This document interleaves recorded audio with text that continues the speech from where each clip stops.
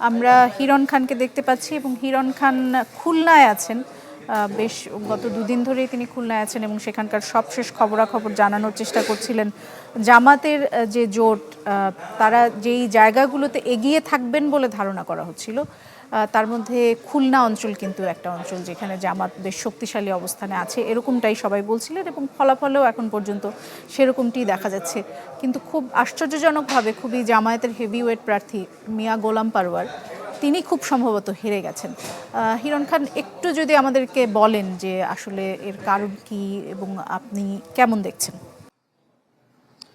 দোলা, যেমন আদ্রিস সজীব বলছিল, এখনো পর্যন্ত আনুষ্ঠানিকভাবে তার যেখানে অবস্থান করছেন সেখানে ঘোষণা আসেনি। তবে আমাদের খুলনায় 6টি আসনের প্রতিটি আসনে আসলে আনুষ্ঠানিকভাবে ঘোষণা চলে এসেছে এবং আমরা এখন পর্যন্ত দেখেছি যে খুলনার 4টি আসন 1, 3, 4, 5 এবং 6, এই 4টি আসন কিন্তু আসলে বিএনপি মনোনীত প্রার্থী যারা রয়েছেন তারা কিন্তু জয়লাভ করেছেন এবং যেটা আমরা এখন পর্যন্ত জানতে পেরেছি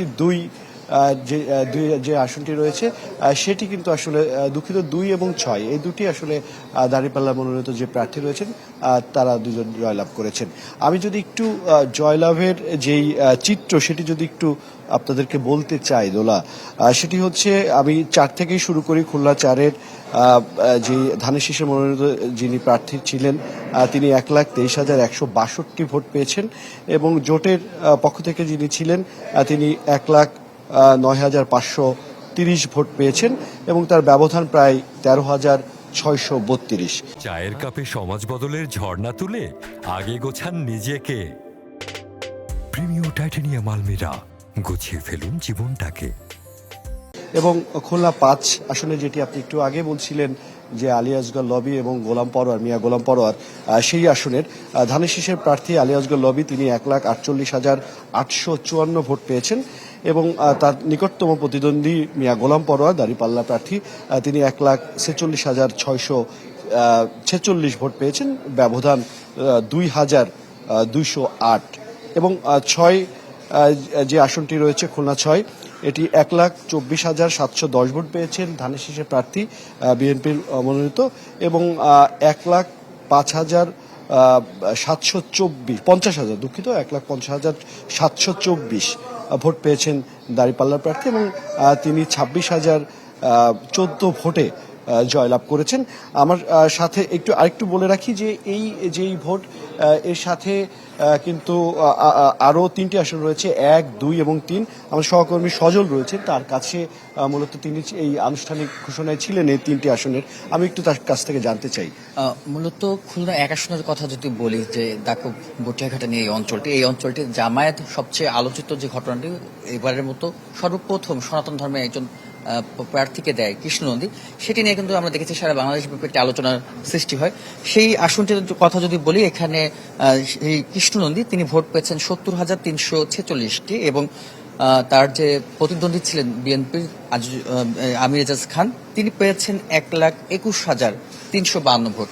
ব্যবধানটা প্রায় 51,000 ভোট, বিশাল ব্যবধানে তিনি জিতেছেন বিএনপির প্রার্থী। এবং 2 আসনের কথা যদি বলি, বিএনপির একজন হেভিওয়েট প্রার্থী ছিলেন এখানে নজরুল ইসলাম মঞ্জু, তার যেহেতু এই আসনে তিনি এর আগেও সংসদ সদস্য ছিলেন, তার প্রতি মানুষের একটা প্রত্যাশার জায়গা ছিল, হেভিওয়েট প্রার্থী হিসেবে তিনি ছিলেন খুলনায়। তবে আমরা এখানে দেখেছি যে এই আসনটিতে মহানগর জামায়াতের যে সেক্রেটারি জাহাঙ্গীর হোসেন হেলাল তিনি বিজয়ী হয়েছেন। তিনি ভোট পেয়েছেন 93,789 এবং নজরুল ইসলাম মঞ্জু ভোট পেয়েছেন আর 88,197। ব্যবধানটি প্রায় 5,000 থেকে 5,500। একবার যদি খুলনা 3 আসনের কথা বলি, শিল্পনগরীর শিল্পাঞ্চলটি খুলনা 3 আসনে শ্রমিক অধ্যুষিত এলাকা, সেখানে বিএনপির প্রার্থী রকিবুল ইসলাম বকুল তিনি বিশাল ব্যবধান 10,000 ভোটের ব্যবধানে তিনি বিজয়ী হয়েছেন, 73,570 ভোট পেয়েছেন এবং তার নিকটতম প্রতিদ্বন্দ্বী মহানগর জামায়াতের আমির মাহফুজুর রহমান তিনি ভোট পেয়েছেন 505। দোলা, একটা বিষয় একটু জানিয়ে রাখি যে হ্যাঁ এবং না ভোটের মধ্যে 8,21,647 ভোট কিন্তু হ্যাঁ ভোটে পড়েছে এবং 4,85,928 ভোট পেয়েছে না ভোটে এবং 21 লাখের উপরে কিন্তু খুলনায় ভোটার সংখ্যা রয়েছেন। এবং আমরা কথা বলছিলাম, আমাদেরকে সজল বলছিলেন যে যে আসনগুলোতে আসলে যারা প্রার্থীরা রয়েছেন তারা কিন্তু আমাদের সাথে কথা বলেছেন। তারা যেই জনগণের কাছে এবং ভোটারদের কাছে যে প্রতিশ্রুতি দিয়েছেন সেই প্রতিশ্রুতি পালনের তারা অঙ্গীকার করে গেছেন এখান থেকে।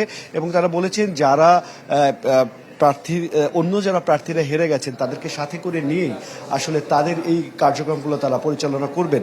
এবং আমরা আরেকবার একটু সজলের কাছে যেতে চাই যদি সময় থাকে, তাহলে আমি একটু সজলকে জানতে চাই যে শিল্পনগরী খুলনা এবং এখান থেকে খুব রূপসা ব্রিজ রয়েছে এবং ভৈরব নদী রয়েছে, চারিপাশ দিয়ে কিন্তু পানিপথ রয়েছে।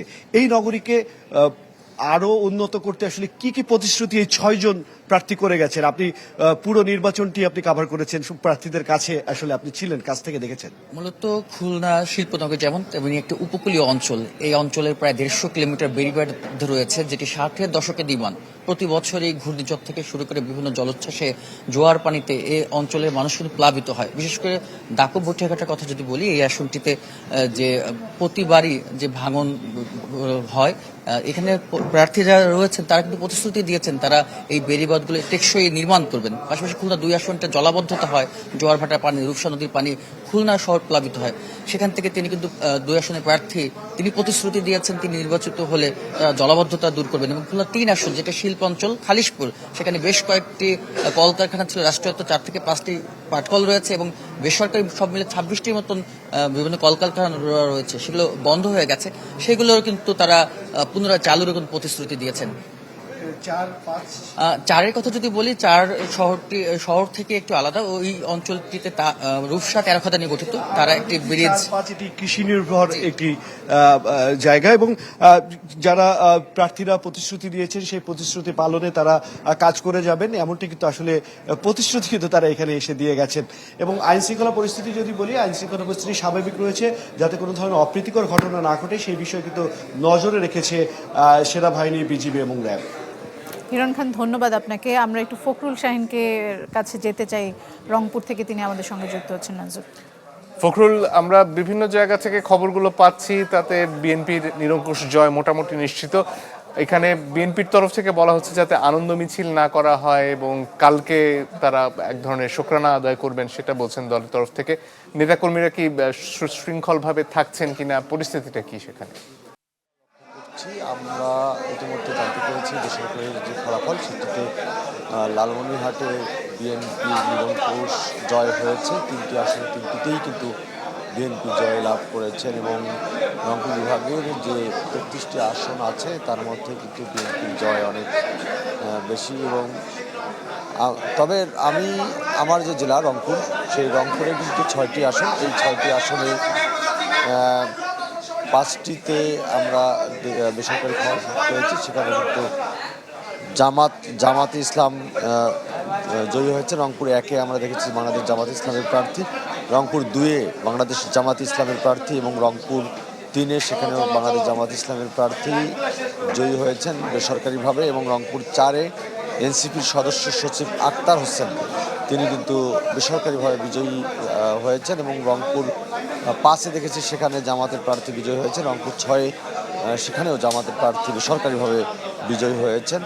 আমরা রংপুর যে 6টি আসন, এই 6টির ফলাফল বেসরকারিভাবে আমরা পেয়েছি। তবে এই আসলে আনুষ্ঠানিকভাবে জেলা রিটার্নিং কর্মকর্তা অর্থাৎ জেলা প্রশাসক তার আসলে ঘোষণা দেওয়ার কথা ছিল যে এই বেসরকারি ফলাফল সবার মাঝে, তো সেটি এখন পর্যন্ত দিচ্ছে না। এই জন্য আসলে সাংবাদিকরা এই ডিসি অফিস অর্থাৎ জেলা প্রশাসক কার্যালয় থেকে বেরিয়ে যাচ্ছে। তো এই ছিল এখনকার সর্বশেষ। মঞ্জুর, ফখরুল শাহিন, অসংখ্য ধন্যবাদ। মঞ্জুর, আপনি নিশ্চয়ই খেয়াল করেছেন যে যেই অঞ্চলগুলোর কথা বলা হয়েছিল যে জামাত সেখানে শক্তিশালী অবস্থানে থাকবেন, তার মধ্যে কিন্তু রংপুর একটি ছিল। এবং রংপুর নিয়ে সবার অনেক আগ্রহ ছিল, কারণ রংপুর কিন্তু জাতীয় পার্টি অধ্যুষিত এলাকা, জাতীয় পার্টির সমর্থক সেখানে অনেক বেশি।